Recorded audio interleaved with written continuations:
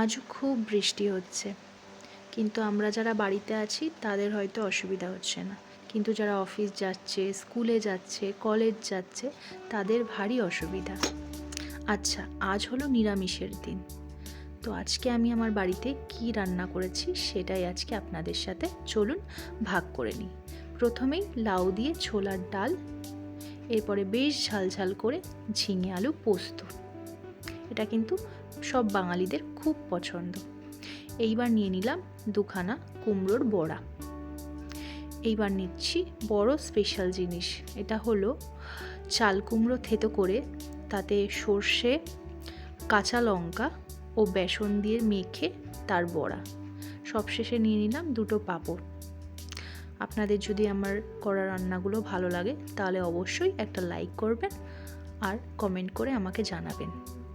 দেখুন ওয়েদার